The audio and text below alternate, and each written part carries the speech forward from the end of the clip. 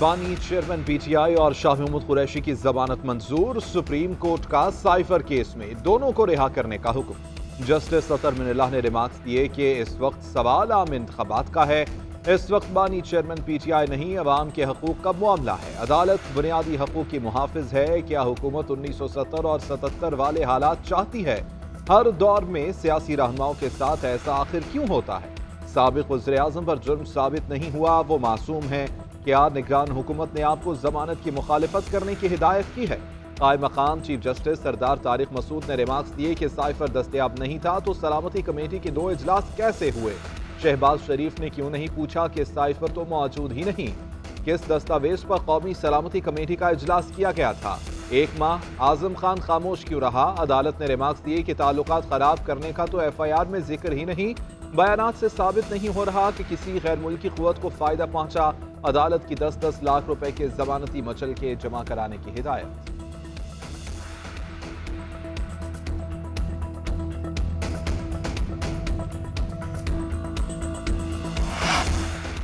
कमजोर केस अपने अंजाम को पहुंचता ही है। अदालती सवालों का इनके पास कोई जवाब नहीं था। तीनों जजेस ने इस केस को मुस्तरद किया है। साइफर केस आज अपने अंजाम को पहुंच चुका। तहरीक इंसाफ के वकील सलमान सफदर की मीडिया से गुफ्तगू, कहा एक के बाद एक मुकदमे में FIA किस्मत आजमा चुकी है। साइफर केस आज हकीकी मायनों में सिफर हो चुका है। शाह महमूद कुरैशी की बेटी मेहरबानो का कहना था कि सुप्रीम कोर्ट के फैसले से पाकिस्तान की जीत हुई। आज मेरिट पर फैसला हुआ है। अच्छा होता यही जमानत इन्हें हाई कोर्ट से मिल जाती।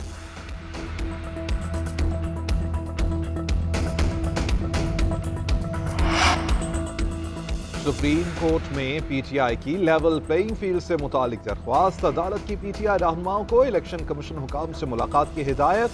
कायम मकाम चीफ जस्टिस ने रिमार्क्स दिए कि इलेक्शन कमीशन तमाम शिकायत सुनकर अजाला करे। तमाम IGs को कहें कि तहरीक इंसाफ के उम्मीदवारों को तंग न किया जाए। इलेक्शन कमीशन और अटॉर्नी जनरल ने ताउन की यकीन दहानी करा दी। सुप्रीम कोर्ट ने तहरीक इंसाफ की दरख्वास्त निपटा दी।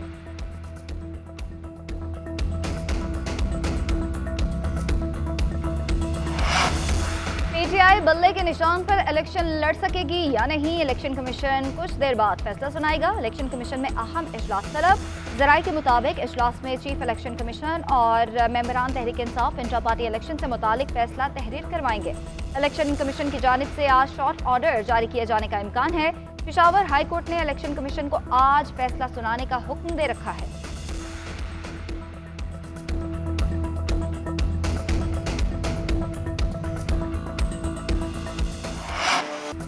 कागजात नामजदगी जमा कराने की तारीख में तौसी। इलेक्शन कमीशन ने 2 दिन का इजाफा कर दिया। नजरसानी शेड्यूल जारी। कागजात नामजदगी अब 24 दिसंबर तक जमा कराए जा सकेंगे। 24 दिसंबर को ही इब्तदाई फहरिस्त जारी होगी। जांच पड़ताल 25 से 30 दिसंबर तक होगी। रिटर्निंग ऑफिसर के फैसलों के खिलाफ अपील 3 जनवरी तक दायर हो सकेगी। अपीलेट ट्राइब्यूनल्स अपीलों पर फैसले 10 जनवरी तक सुनाएंगे। नजरसानी शुदा फहरिस्तें 11 जनवरी को शाया होंगी। कागजात वापस लेने की आखिरी तारीख 12 जनवरी को होगी। 12 जनवरी को ही हतमी फहरिस्त शाया की जाएगी। 13 जनवरी को इंतखाबी निशानात अलॉट किए जाएंगे। आम इंतखाबात के लिए कागजात नामजदगी जमा कराने का अमल जारी। बलोचिस्तान में कौमी असम्बली की 16 नशिस्तों के लिए 50 उम्मीदवारों ने कागजात जमा कराए। सूबाई असम्बली की 51 नशिस्तों पर 199 कागजात जमा। मखसूस नशिस्तों पर 19 उम्मीदवारों ने कागजात जमा करवाए। खैबर पख्तूनख्वा में कौमी असम्बली की 5 नशिस्तों पर 6 कागजात जमा हुए। 13 सूबाई हल्कों के लिए 530 कागजात वसूल, 52 जमा कराए गए। पंजाब में 30 सूबाई नशिस्तों पर 304 कागजात जमा हुए। कौमी असम्बली के लिए 121 नामजदगी फॉर्म्स जमा कराए गए। सिंध में कौमी और सूबाई नशिस्तों पर 250 से जायद उम्मीदवारों ने अपने कागजात जमा करवाए।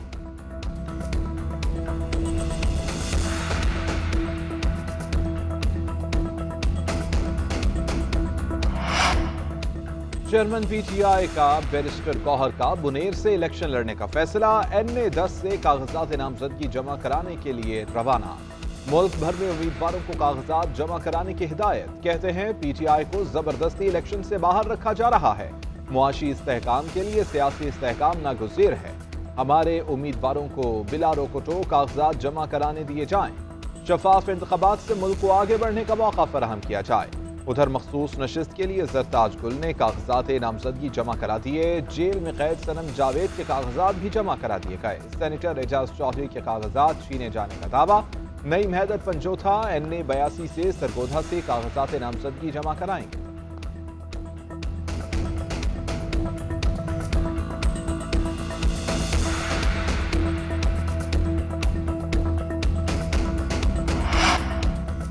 MQM का कागजात जमा कराने की तारीख में तौसी का खैर मकदम। फारूक सत्तार कहते हैं शफाफ इंतखाबात के लिए कागजात जमा कराने का मरहला खुश उसलूबी से तय होना जरूरी है। इससे इंतखाबात के इब्तदाई मराहिल आसानी से तय होंगे। लेवल प्लेइंग फील्ड पर जिला गरबी में बात करेंगे। कौमी मुशावरत के अमल को कायम करेंगे। मुख्तलिफ जमातों से मुलाकातें जारी हैं। इसको कोई दूसरा मतलब ना दिया जाए। जो समझता है इंतखाबी अमल में इंसाफ नहीं हो रहा वो इंसाफ के लिए अदालत का दरवाजा खटखटाए। फारूक सत्तार ने NA 240 से कागजात जमा कराए।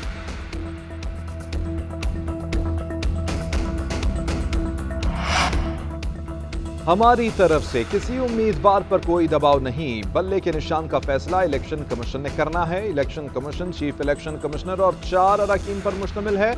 मेरा कोई अमल दखल नहीं। इलेक्शन कमिश्नर पंजाब सईद गुल कहते हैं कि मुतल्लिका आरोज को हिदायत जारी कर चुके। किसी जमात के उम्मीदवार को कागजात लेने या जमा कराने में मुश्किल नहीं होनी चाहिए। इलेक्शन कमीशन का उम्मीदवारों की जानिब से होर्डिंग्स लगाने का भी नोटिस फौरी हटाने की हिदायत। तर्जुमान इलेक्शन कमीशन कहते हैं कि कुछ उम्मीदवारों ने ज़ाब्ता इखलाक की खिलाफ वर्जी करते हुए होर्डिंग्स लगाई हैं। उम्मीदवार इन होर्डिंग्स को खुद ही हटा दें वरना इतवार तक इंतजामिया हटाएगी। मुतल्लिका उम्मीदवारों के खिलाफ कार्रवाई भी अमल में लाई जाएगी।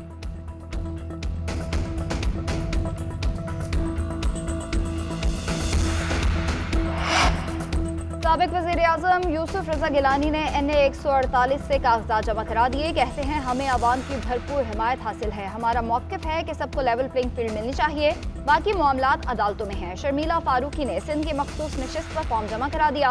कहती हैं इलेक्शन में हर मरतबा पीपल्स पार्टी मुखालिफ इत्तेहाद बनते रहते हैं। अपनी कारकर्दगी की बुनियाद पर हम कामयाबी हासिल करेंगे। जो पीपल्स पार्टी के खिलाफ दावे कर रहे हैं उनकी उल्टी गिनती शुरू हो चुकी।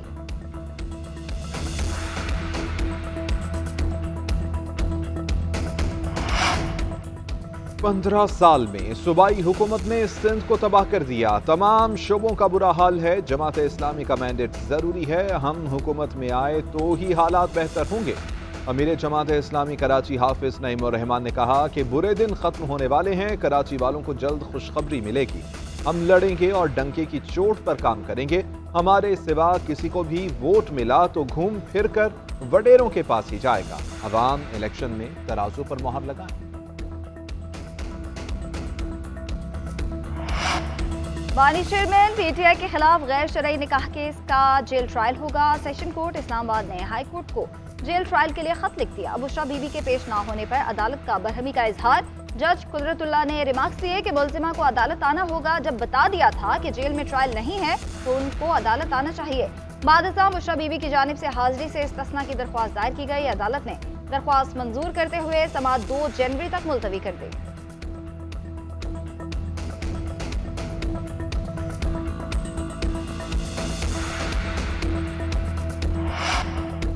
इस्लामाबाद हाई कोर्ट में बलोच मुजाहिरीन की गिरफ्तारी के खिलाफ दरख्वास्त पर समाअत। IG इस्लामाबाद अदालत में पेश। अदालत ने रिमार्क दिए कि आपने गिरफ्तार लोगों को भेजा क्यों? वो इस्लामाबाद में जहां घूमना चाहें उनकी मर्जी। अताउल्लाह कुंडी ने मौक़िफ़ इख्तियार किया कि कल अदालत के साथ गलत बयानी की गई कि हमारे पास ख़वातीन नहीं है। सारी गिरफ्तार ख़वातीन गुज़श्ता रात वुमेन पुलिस स्टेशन में थीं। गलत बयानी पर IG के खिलाफ तौहीन अदालत की कार्रवाई की जाए। अदालत ने IG से मुकालमा करते हुए रिमार्क्स दिए कि गैर जिम्मेदारी दिखाएंगे तो नुकसान मुल्क का ही होगा। एहतजाज करना हर किसी का हक है। उस पर तशद्दुद करना, गिरफ्तार करना अच्छी बात नहीं। स्ट्रीट क्राइम बढ़ गए हैं। जो आपने करना है वो करते नहीं। IG इस्लामाबाद ने सीनियर सहाफ़ी से मुआफ़ी मांगी।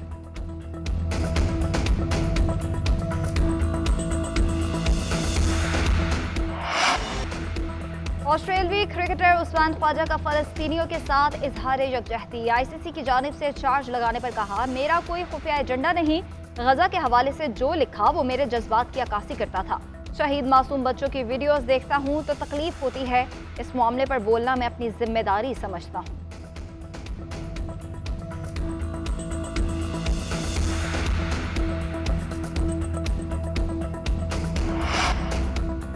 रवा बरस बिजली की कीमतों में इजाफा, तलब में नुमाया कमी। गुज़िश्ता साल के मुकाबले में नवंबर में 95 करोड़ 40 लाख यूनिट्स बिजली की तलब कम हुई।